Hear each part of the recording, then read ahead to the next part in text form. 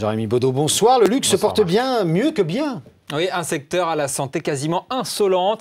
La crise est bel et bien terminée. Elle est bel et bien derrière l'industrie du luxe. Un chiffre pour s'en convaincre, le chiffre d'affaires, les ventes du groupe français LVMH. Pour la première fois, ces ventes ont dépassé les 20 milliards d'euros en 2010. Et ça n'est pas fini puisque la croissance du luxe est tirée, vous le savez, par les pays émergents, notamment la Chine. Mais signe de l'après-crise, les marchés américains et européens ont aussi repris de la vigueur. Écoutez.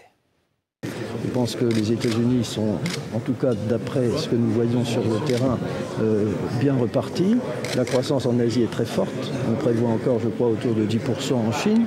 Donc le monde est en croissance. Et ceci se traduit par un besoin et un goût accru des clientèles du monde pour les produits de très grande qualité. Jérémy, est-ce que cette tendance donc à la hausse ne touche que les grands groupes ? Et non, et c'est là que c'est intéressant, c'est que même les petites maisons de luxe connaissent une forte croissance aussi. Un exemple relativement emblématique, le français Hermès.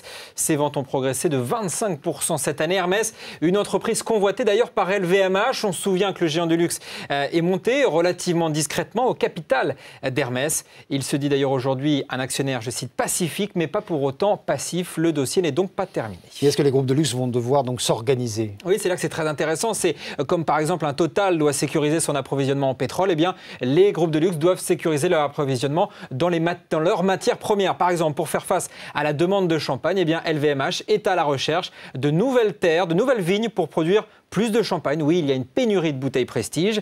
Il y a aussi des embauches à venir. Hermès va embaucher par exemple 600 personnes cette année.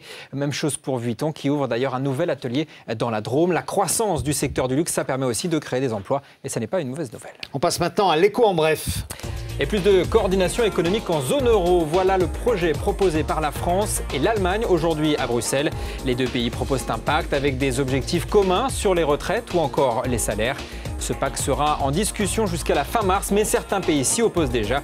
C'est le cas notamment de la Belgique. McDo séduit toujours plus les Français. Les ventes du fast-food ont progressé de 8% l'année dernière. McDo qui joue la rupture en France avec des menus salades, des fruits en sachet ou encore des burgers sans viande. Tout pour séduire de nouveaux publics.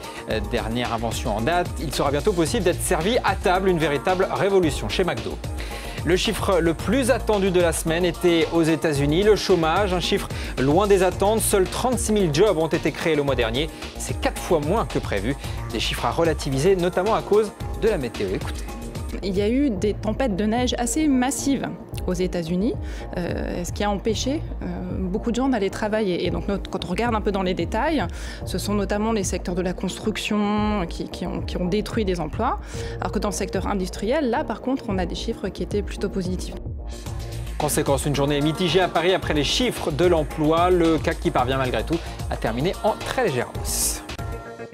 Jérémy, on va terminer avec l'écho en plus. C'est un rendez-vous tout à fait incontournable ce week-end, enfin surtout quand on habite aux États-Unis. C'est l'événement sportif de référence. C'est l'événement sportif de l'année aux États-Unis. Dimanche soir, 45e Super Bowl. On parle de football américain. Ce seront les Pittsburgh contre Green Bay. On attend 100 millions de téléspectateurs. Voilà pourquoi l'événement est aussi un événement médiatique avec des écrans de pub à prix d'or jusqu'à 3 millions de dollars pour 30 secondes, avec évidemment des pubs qui chaque année rivalisent d'originalité. Vous voyez par exemple cette pub pour des chips, relativement rigolote. Je vous propose de la voir sur Internet. Jérémy Baudot, merci. Merci.